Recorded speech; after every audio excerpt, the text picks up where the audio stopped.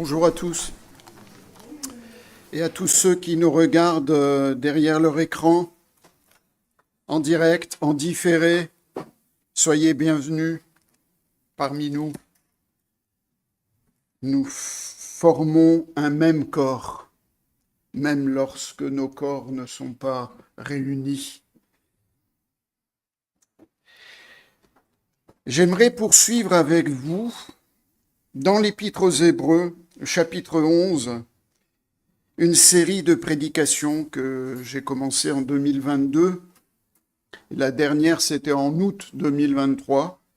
7 messages sur ces héros de la foi que nous présente ce chapitre, dont je rappelle que le premier héros, c'est nous, comme le dit l'auteur au verset 3, « C'est par la foi que nous reconnaissons que l'univers a été formé par la parole de Dieu, en sorte que ce qu'on voit n'a pas été fait de choses visibles. »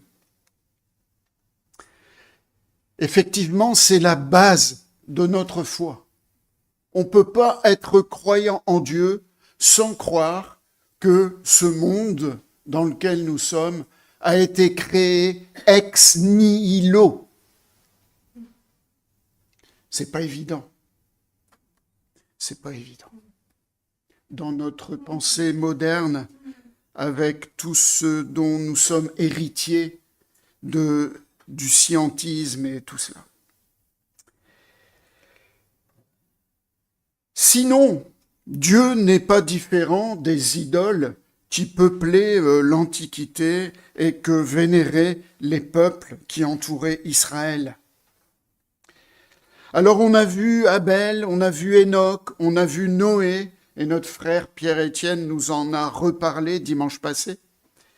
Abraham, Isaac, Jacob, Joseph, et le dernier message, c'était sur Moïse. Alors nous sommes arrivés au verset 30 et 31, nous verrons ces deux versets-là. « C'est par la foi que les murailles de Jéricho tombèrent après qu'on en eut fait le tour pendant 7 jours. C'est par la foi que Rahab, la prostituée, ne périt pas avec les rebelles parce qu'elle avait reçu les espions avec bienveillance. » Donc, on a devant nous 2 dossiers, 2 points, les murailles et Rahab. Et je vous propose de commencer par Rahab, qui occupe le chapitre 2 du livre de Josué. On ne va pas le lire, mais je ferai un petit résumé. Israël vient de traverser le Jourdain. Ils doivent conquérir le pays que Dieu a juré de leur donner. Alors la première ville qui est devant eux, c'est Jéricho, une ville fortifiée avec une solide muraille. Moïse envoie 2 espions qui arrivent dans la maison d'une prostituée qui s'appelle Rahab. Le roi de Jéricho lui demande de livrer ses espions. Elle va lui mentir en lui disant qu'ils sont partis et qu'il faut courir derrière eux, les poursuivre, alors qu'elle les a cachés sur son toit. Et son stratagème va marcher. La troupe envoyée par le roi va perdre son temps en cherchant inutilement ces 2 hommes qui rejoindront sains et saufs le campement d'Israël. Après avoir fait un pacte lui assurant la vie sauve, elle et sa famille, lorsqu'Israël détruira la ville. Une païenne, prostituée, va obtenir le salut pour elle et sa famille. À part les habitants de Gabaon qui, eux, vont utiliser la ruse pour s'assurer d'être épargnés, aucune ville n'a fait la paix avec Josué et avec Israël. Et le seul individu nommément mentionné est une femme prostituée, Rahab. N'est-ce pas insolite? L'apôtre Jacques, au chapitre 2 de son épître, nous dit « Rahab, la prostituée, ne fut-elle pas également justifiée par les œuvres lorsqu'elle reçut les messagers et qu'elle les fit partir par un autre chemin. Alors quelles sont les œuvres de la foi de Rahab? Mais d'abord, quelle est sa foi? Je vous propose de lire Josué chapitre 2, versets 8 à 13. Ceux qui se contentent d'écouter, bienvenue. Ceux qui veulent suivre, dépêchez-vous en lisant.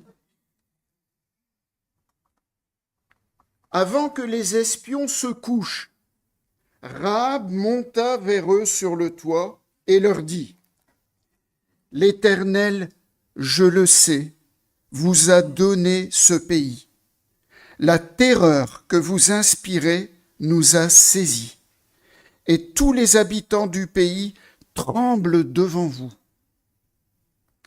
Car nous avons appris comment, à votre sortie d'Égypte, l'Éternel a mis à sec devant vous les eaux de la mer Rouge, et comment vous avez traité les 2 rois des Amoréens au-delà du Jourdain, Sihon et Og, que vous avez dévoués par interdit. Nous l'avons appris, et nous avons perdu courage, et tous nos esprits sont abattus à votre aspect. Et écoutez bien, car c'est l'Éternel votre Dieu qui est Dieu en haut dans les cieux et en bas sur la terre. C'est Dieu qui est Dieu en haut dans les cieux et en bas sur la terre.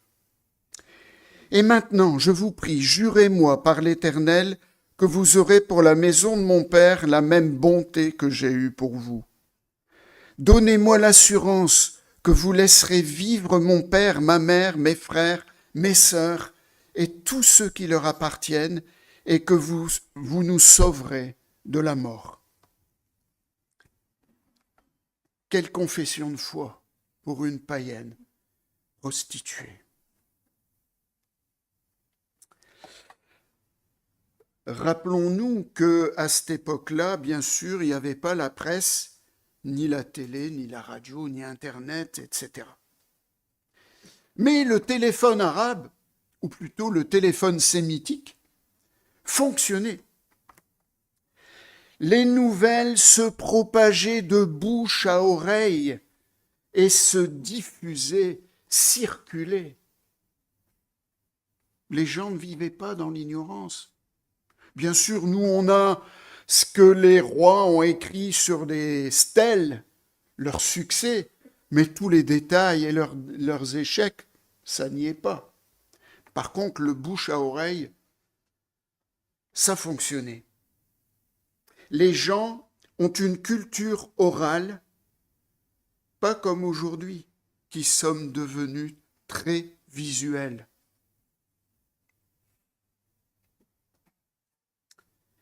Ils écoutent et ils retiennent. Même plus de 40 ans après, Rahab, sans doute avec l'aide de l'Esprit de Dieu, a compris que les miracles qui ont accompagné Israël après sa sortie d'Égypte et pendant ses pérégrinations dans le désert ne pouvaient être que l'œuvre du vrai Dieu, créateur du ciel et de la terre. Et elle va prendre Dieu au sérieux. Ce qu'il a fait aux Égyptiens avec les 10 plaies et la mort des premiers-nés, ce qu'il a fait au roi de l'autre côté du Jourdain et ce qu'il compte faire de son propre pays, Elle sait que la colère de Dieu les a atteints. Elle sait aussi qu'en tant que prostituée, elle le mérite. Elle sait que c'est pas la peine de résister. Elle est réaliste. Elle reconnaît la terreur que tout cela inspire aux habitants. Dieu l'avait dit d'ailleurs à Josué, j'inspirerai la terreur dans tous les habitants de la Palestine. Aujourd'hui, c'est les terroristes qui inspirent la terreur. À cette époque-là, c'était Israël. Alors sa foi, elle n'est pas comme certains aujourd'hui qui disent « moi je suis croyant mais pas pratiquant ». Non, sa foi va l'engager, pas seulement pour elle, mais aussi pour obtenir le salut de ses parents et de ses frères et sœurs. Elle va prendre fait et cause de ce peuple étranger qui est dirigé et accompagné par le vrai Dieu. Et ce qu'elle va faire est risqué, car son stratagème aurait pu être découvert et sa trahison lui aurait coûté la vie. En plus, elle accueille les messagers avec bienveillance. Elle leur offre l'hospitalité et la protection. Et en plus, elle les encourage en prophétisant ce qui va arriver. Et c'était pour les espions. Ils sont revenus chez eux. Voilà, ça y est, le pays est à nous. Ce que leur a dit cette femme, ça les a fortifiés. Sa ville sera détruite, ses habitants massacrés, ce qui la pousse à leur demander de l'épargner, elle et sa famille. Alors, Dieu ne veut-il pas, par cette femme, cet exemple de foi, montrer à son peuple d'alors et à nous aujourd'hui combien est grande sa compassion, son amour pour les pécheurs que nous sommes. Sans la foi, elle n'aurait pas accueilli les espions et aurait, comme les autres, mis sa confiance dans ces formidables remparts qui protégeaient la ville.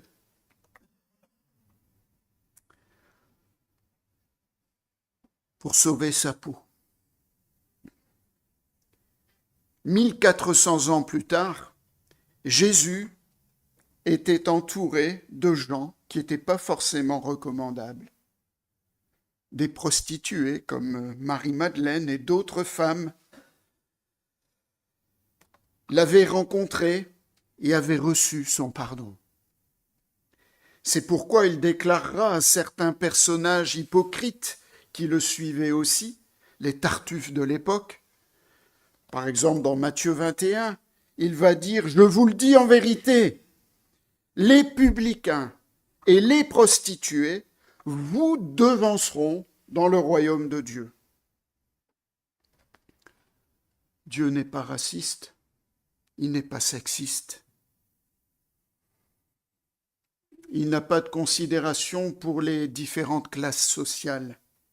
Il ne fait pas de favoritisme. Et je vais vous lire ce que l'apôtre Paul dit à ce propos dans Romains 3, verset 9. « Quoi donc ? Sommes-nous plus excellents ? Nullement, car nous avons déjà prouvé que tous, juifs et grecs, sont sous l'empire du péché, selon qu'il est écrit, et il va citer le psaume 14. Il n'y a pas de juste, pas même un seul. Nul n'est intelligent, nul ne cherche Dieu. Tous sont égarés, tous sont pervertis. Il n'en est aucun qui fasse le bien, pas même un seul. » Et un petit peu plus loin, « Mais maintenant, sans la loi, et manifester la justice de Dieu à laquelle rendent témoignage la loi et les prophètes, et je dirais Rahab aussi. Justice de Dieu par la foi en Jésus-Christ pour tous ceux qui croient. Il n'y a pas de distinction, car tous ont péché et sont privés de la gloire de Dieu. C'est un verset qu'on connaît par cœur. Et ils sont gratuitement justifiés par sa grâce, par le moyen de la rédemption qui est en Jésus-Christ. Et Dieu va poursuivre son œuvre extraordinaire en utilisant cette femme. Il va l'intégrer au peuple de Dieu. Fini la prostitution. Elle va épouser Salmon, un juif. Ça, vous pouvez le voir dans la généalogie de Matthieu au chapitre 1. Et elle va donner naissance à Boaz, qui va épouser qui? Ruth, la Moabite. Et là encore, les Moabites, c'était un peuple maudit qui ne pouvait pas entrer dans le peuple d'Israël, même jusqu'à 1000 générations, c'était écrit. Eh bien voilà que Ruth y entre.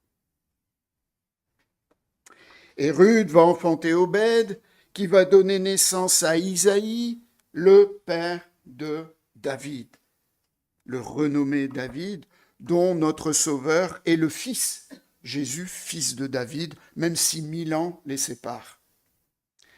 Deux femmes considérées exclues du cercle des bonnes gens deviennent le symbole de la richesse de la compassion de Dieu envers les pécheurs et de son indicible plan du salut, puisqu'il va jusqu'à les intégrer dans la généalogie de Jésus-Christ, son Fils bien-aimé incarné. Toujours Paul, dans Éphésiens 2, nous dit, écoutez bien, « Mais Dieu, qui est riche en miséricorde, à cause du grand amour dont il nous a aimés, nous qui étions morts par nos offenses, nous a rendus vivants avec Christ. C'est par grâce que vous êtes sauvés.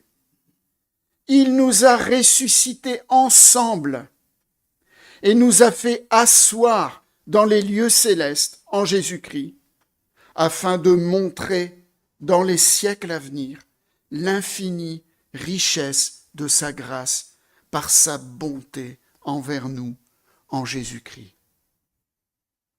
Richesse de Dieu, c'est répété 2 fois, en bonté, en compassion, en grâce. On ne le répétera jamais assez.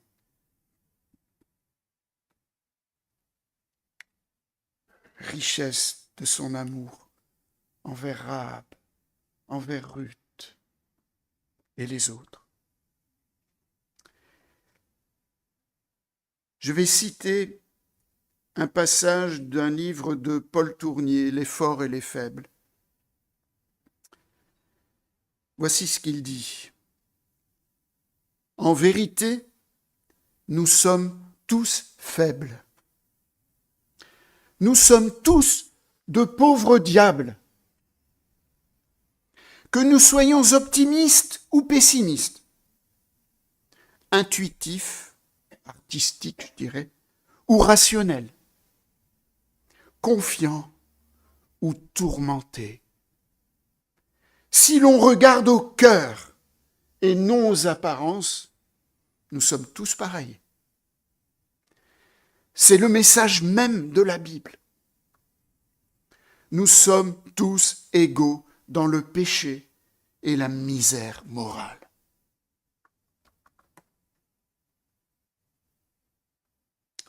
J'en viens au deuxième point, les murailles, qui occupent le chapitre 6 du livre de Josué.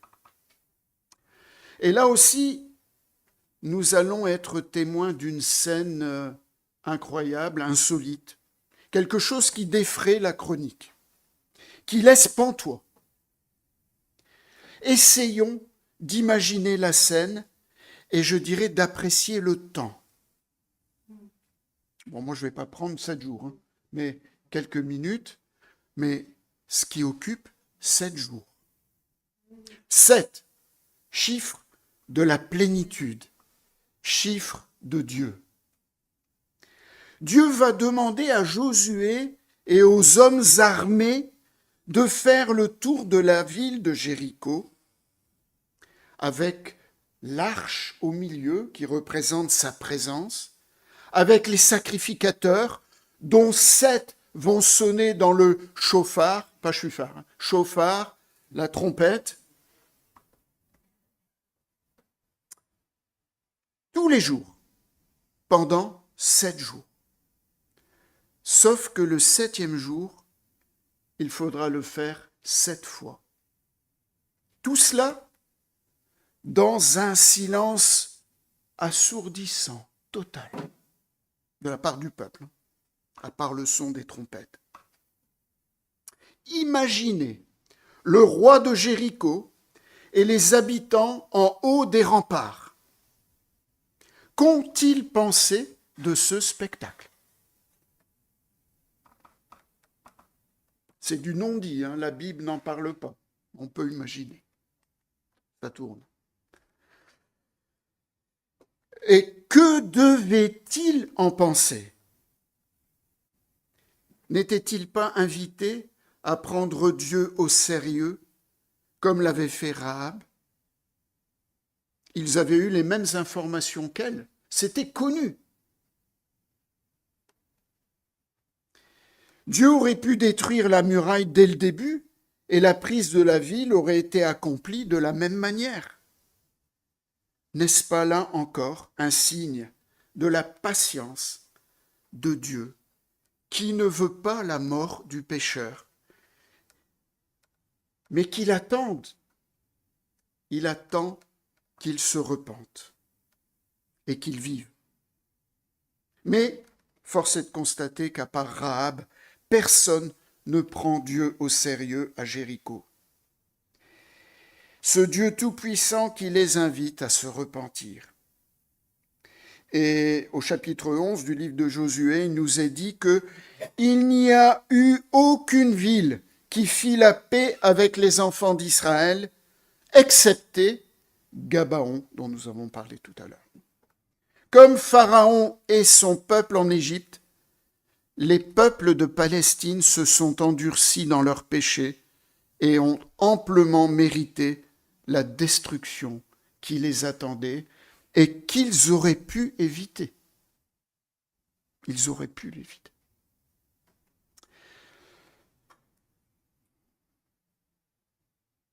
Maintenant, imaginons le peuple qui obéit aux ordres de Dieu à Josué. Il leur demande quelque chose, là aussi, d'étonnant, d'inhabituel. D'ailleurs, les autres villes conquises le seront de manière plus normale, plus cartésienne. Ils auraient pu assiéger la ville comme ça se pratiquait, en faisant des terrasses, en amoncelant de la terre, ou avec des échelles, en lançant des grosses pierres, en affamant la ville, mais ça aurait pris du temps. Au lieu de ça, une procession silencieuse, accompagnée du son de la trompette, 6 fois, 6 jours, plus 7 fois, le 7e jour, ça fait 13 fois marcher. Il faisait peut-être chaud, c'était pas évident. Et du haut de la muraille, certains se sont sans doute moqués. C'est quoi cette procession? On a droit à un carnaval gratuit. Pour des hommes armés, c'était pas très glorieux pour des soldats de se soumettre à une pareille gestuelle, d'attendre patiemment. 7 jours, de répéter le même scénario qui semblait ne rien changer, sauf que les moqueries et les quolibets des spectateurs devenaient peut-être de plus en plus pesants et dérangeants.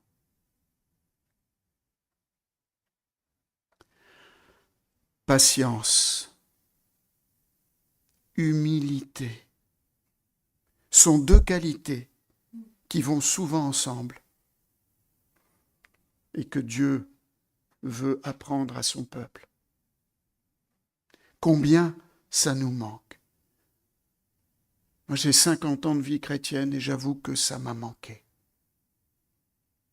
L'obéissance au Seigneur les nécessite souvent. On l'a vu dans la vie de Saül, qui a désobéi parce qu'il ne savait pas attendre, il ne savait pas se remettre en question pour demander pardon. Nous voyons ce même principe aussi dans les juges. C'est Dieu qui mène le combat alors que le peuple dispose de moyens dérisoires pour se battre. Comme Samson, qui va tuer 1000 hommes avec une mâchoire d'animal. Comme Gédéon, qui va rester seulement avec 300 hommes, même pas armés, des cruches, des flambeaux, des trompettes, et il va mettre en déroute, Dieu va mettre en déroute des milliers d'hommes, des milliers d'ennemis. Et David, il va tuer un géant surarmé avec une fronde et une pierre. Indigné de voir Dieu insulté par ce païen, sa foi le fait triompher et donne la victoire au peuple de Dieu. Et pourquoi Élisée demande à Naaman le Syrien de se plonger 7 fois dans le Jourdain pour être guéri de sa lèpre? Naaman qui doit descendre de son char, mais il ne veut pas se plonger 7 fois dans le Jourdain. Et pourtant, il va le faire. Parce que Dieu veut quoi? Il ne veut pas seulement guérir son corps, mais aussi son âme. Apprendre l'obéissance, la patience, s'humilier. C'est pas facile pour personne, et encore moins pour des chefs d'État, pour des chefs militaires, pour des leaders. C'est ça dont tout homme a besoin, dont nous avons besoin. Dans l'Église aussi de Jésus-Christ, si ces qualités étaient présentes, il n'y aurait pas eu tous ces drames que l'Église aussi a connus. C'est ça la foi. Elle est nécessaire pour les grands combats, pour les exploits, mais peut-être encore plus pour les petites tâches, pour celles qui n'ont pas l'air glorieuses. Nous sommes tellement influencés par le monde du spectacle et par la mentalité moderne qui veut qu'on ait du succès, qu'on réussisse dans la vie, qu'on ait son nom sur une plaque, qu'on ait sa photo, qu'on ait des followers sur les médias, etc. C'est tellement glorifiant d'être sur scène. Même prêcher, comme moi maintenant, j'avoue que c'est plus glorifiant, c'est plus gratifiant que de passer des heures dans le bureau tout seul. Mais combien de personnes accomplissent un travail remarquable en coulisses qui n'est jamais remarqué? Merci aux techniciens, à ceux qui font les travaux, je ne vais pas mentionner de nom, qui réparent, qui font le ménage, à ceux qui prient aux réunions ou chez eux sans que personne les voie, à ceux qui donnent généreusement de leur temps pour visiter les anciens, les malades, qui accueillent, qui donnent leur argent avec générosité sans que personne le sache, à ceux qui enseignent les enfants, les jeunes, les ados, et j'en oublie beaucoup. Ceux qu'on n'applaudit pas, qu'on ne mentionne pas. Mais notre Père, qui voit dans le secret, vous le rendra. Et beaucoup de premiers seront les derniers, et des derniers seront les premiers. C'est l'obéissance de la foi qui a fait tomber les murailles.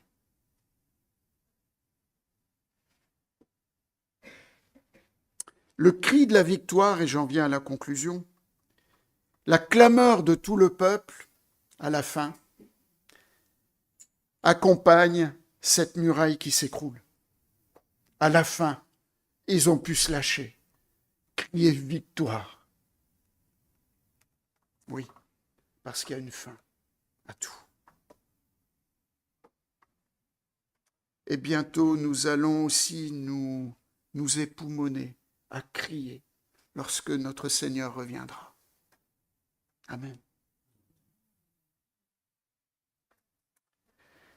C'est l'aboutissement de deux actions que Dieu a accomplies au moyen d'une personne, Rahab, et de tout un peuple qui a obéi en silence. Il y a place pour les exploits individuels et place pour le collectif. Nous avons tous été baptisés dans un seul corps, soit grec, soit juif, pour former un seul corps en lui. Il y a place pour l'engagement risqué et place pour la fidélité du service silencieux en coulisses.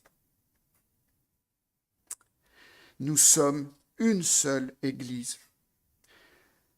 Il y a 2 semaines, c'était la Pentecôte, et il y a eu notre congrès CAEF à Grenoble. J'y étais pas, mais c'est notre frère Jacques Nussbaumer qui était l'orateur principal et il a parlé de l'Église.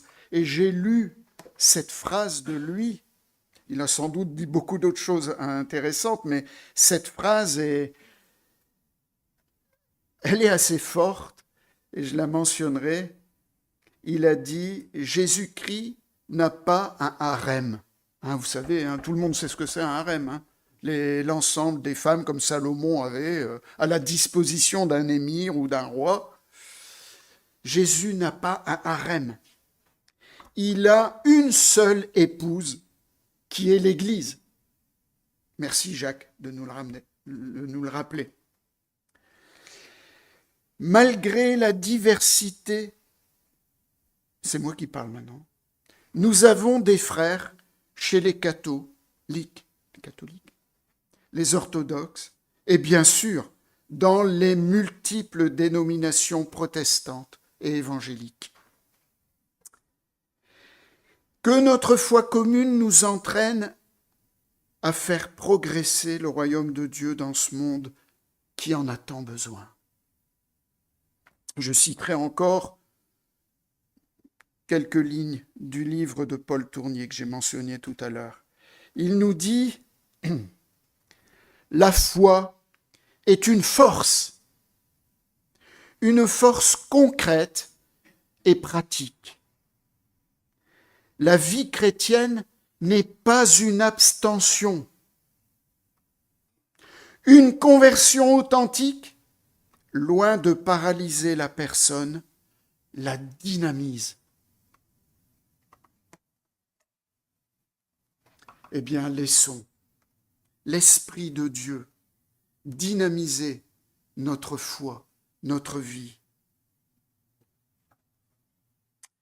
Car nous n'avons pas reçu un esprit de timidité, mais un esprit de force, d'amour et de sagesse. De Timothée 1. Alors prenons au sérieux sa parole, laissons-la agir dans nos vies.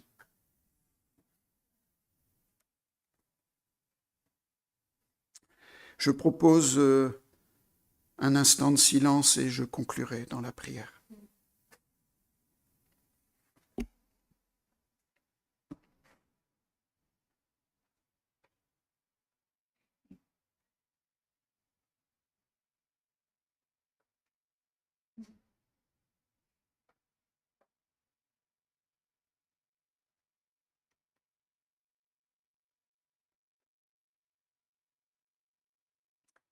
Merci Seigneur pour ces exemples de femmes et d'hommes que tu as utilisés, à qui tu as donné la foi, qui ont accompli des choses merveilleuses.